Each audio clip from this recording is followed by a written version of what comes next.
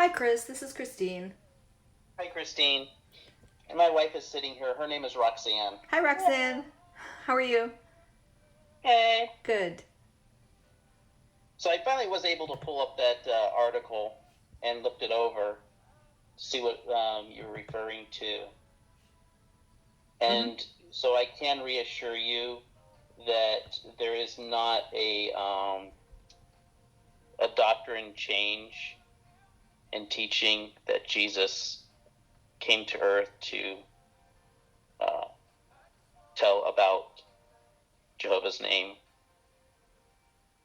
Okay, And that, my question though was that they've taught that these two verses mean that for many decades and have used those mainly as buttressing that teaching.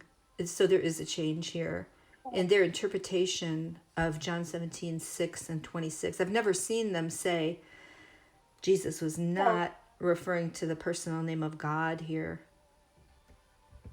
So, are you thinking, because when he's talking to his disciples, those were Israelites, right? Who already knew God's personal name. They knew what it was, right? Again, but when he was talking to the Gentiles, did they know God's personal name? Okay, again, that was not really the topic I was talking about. I'm talking about they have changed this to the entire opposite of what they said these verses mean. That's my only point there.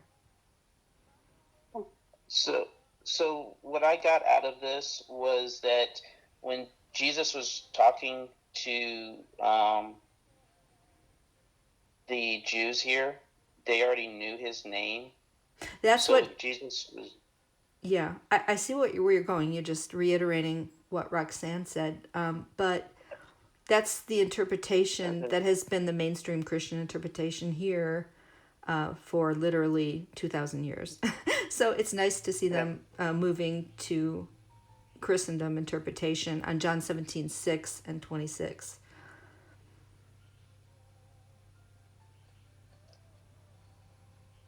And with what respect? I'm sorry, I'm still not entirely following you. Forgive me, I'm a little sick, so I might be a little slow today. Oh, sorry about that. With which regards are you referring? You said it was nice that they are moving toward. Can you explain that a little further? Well, that's what mainstream Christians have always believed. They did not believe this was talking about Jesus telling everybody we should say Jehovah. They believed in the Jewish idea about name that it is what they're saying here. So they have used these verses. I've even heard it many times, and so that is the change. It's a huge change. It's not required to say God's name all the time. Is that what you are trying to say? No, I said that this is a huge flip flop from their teaching on these verses, John 17:6 and 26, which have been very foundational in their preaching and to convince people that Jesus' main point, which your husband had told me, was to get people to say Jehovah or the Tetragrammaton or Yahweh or whatever. So now they say he was not referring to the personal name of God. And I like, it's very sly how they just kind of slip this in here. But it's huge. It's a huge change to how they have used these verses very predominantly, even in talking to outsiders. I've heard it many times myself. So that's just what I was asking about. I'm not sure we're quite on the same page as what you are on, because we still use that, and we are still planning to continue to use that, because there's more to a person's name than just their name, right? You're going to use the previous way of using this verse, even though now they deny it, that Jesus is not referring to the personal name of God. You're saying you're still going to use personal name. May I finish, please? Yeah, sorry. Go ahead. So basically, there's a lot more to a name than just the name, the words, right? So yes, we are teaching God's name, the personal name, but also, and more importantly, the significance of that name, who he is as a person, not a person per se, a spirit being. Excuse me. So that it's the full concept of the name. It's the Bible also refers to better is one's name at death than at birth. Not saying that their name has become better because they died, but right, that you get the full person of the name, the full meaning. There's more than just the word of a name.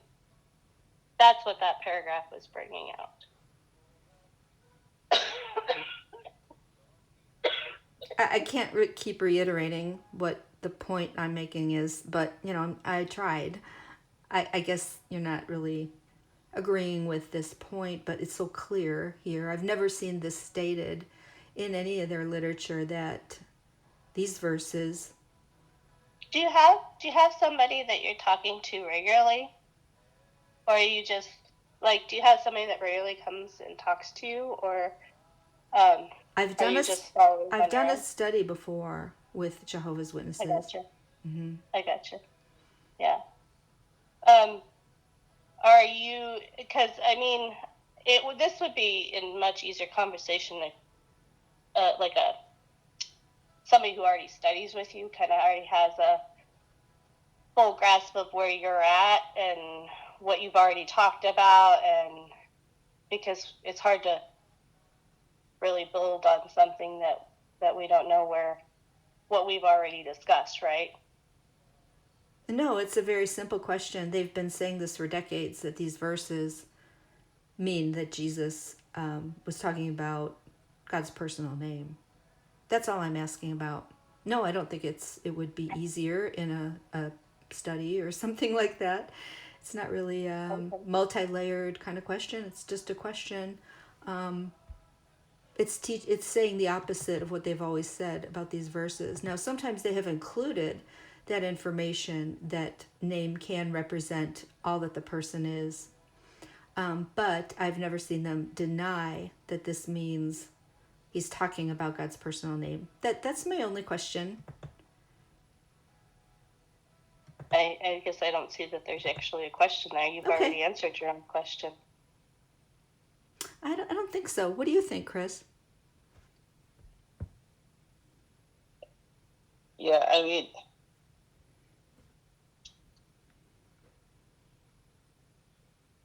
when you look into this paragraph here, you can see that Jesus specifically was talking to Jews who knew his name, so that at this point he's helping them to see the deeper person behind that name, his characteristics, giving them some more insight on the person that they were already familiar with. So it was more than just teaching about a person that they didn't know of.